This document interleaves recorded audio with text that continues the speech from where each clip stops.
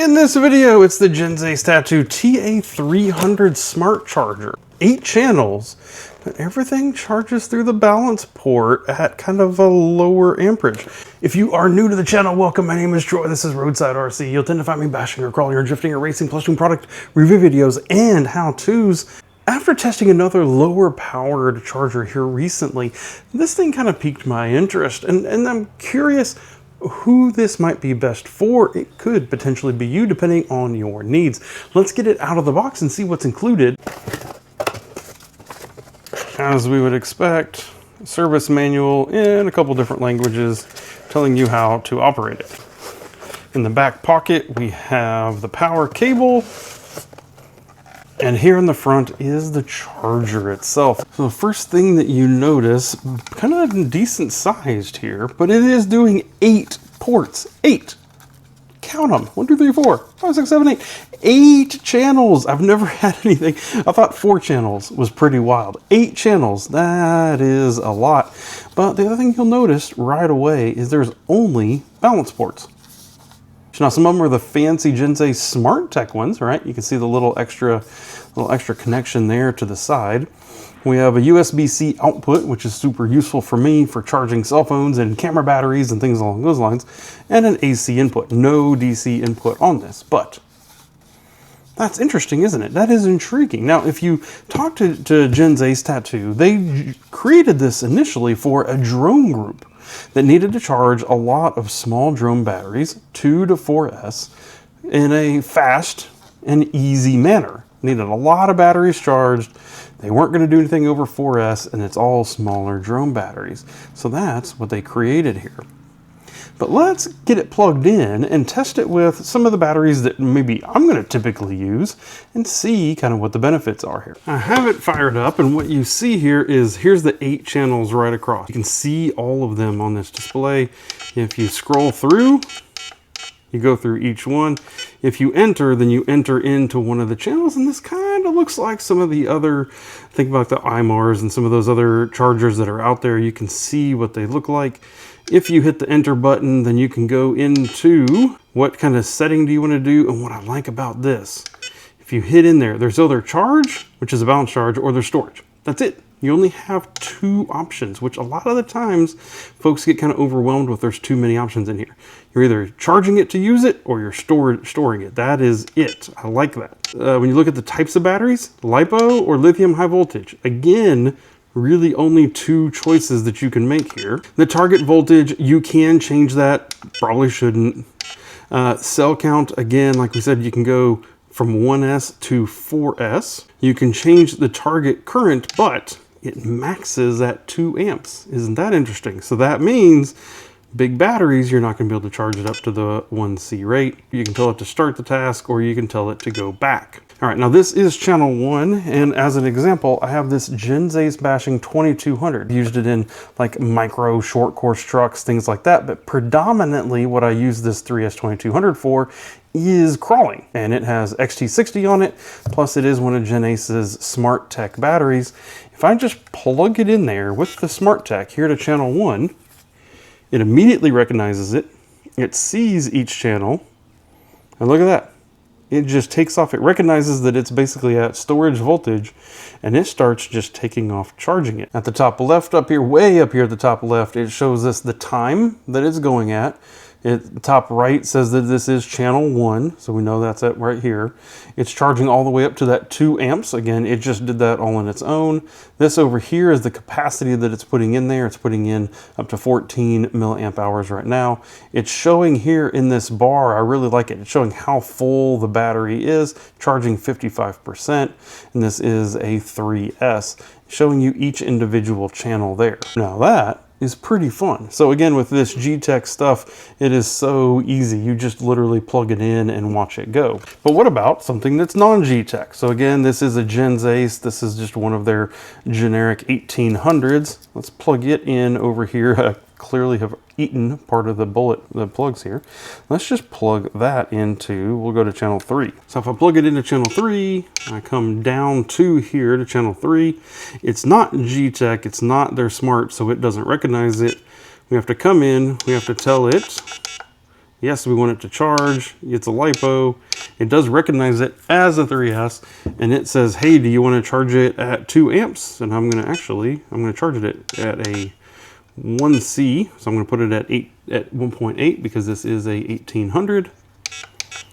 And I come down here, you can see channel 1's in operation now. This is channel 3, and I'm going to say start task.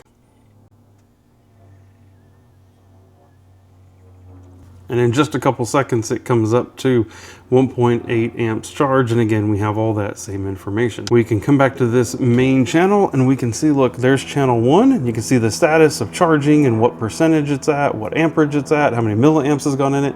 It's just kind of a narrowed down, shrunken down version of that big screen. You can see channel 1 and channel 3. You can monitor all of them right here. But now these have been 2 smaller 3S batteries. But a lot of what I also do on the channel is drifting. And so what about this ReD 4000? This is an RC drift battery. Now, it's only 2S, but it is a 4000 milliamp hour. And so what I would want to do typically is charge that at 4 amps. And I come in here, of course it doesn't recognize it, but it does know that there's only 2 channels plugged in. So you'll see that it does default to 2S. It's on LiPo, it's on charge. This is actually a high voltage, so I could choose to charge it like that, but honestly, I never do. But it's not gonna, of course, let me go past that 2 amps. So what that means is I'm gonna come down here and I'm gonna tell it to start task on channel 4, and it's going to, but what's gonna end up happening is because I'm charging at 2 amps, which is like half C, right? So 4000 milliamp, 1C would be 4 amps. And so because I'm charging at that lower rate, it's just going to take longer. The battery's going to charge fine. Everything's going to charge. Everything's going to get there. It's not an issue, but it is just going to take physically longer to charge at 2 amps instead of the 4 amps. How long? That's a good question. It's going to be longer than it would be, for a higher powered charger, but it's still going to get there for you eventually. You just aren't going to really be able to be in a rush with it. But then we have the really big tests. So here is a used, worn down, if I'm honest, Spectrum 5000 milliamp, 100C battery.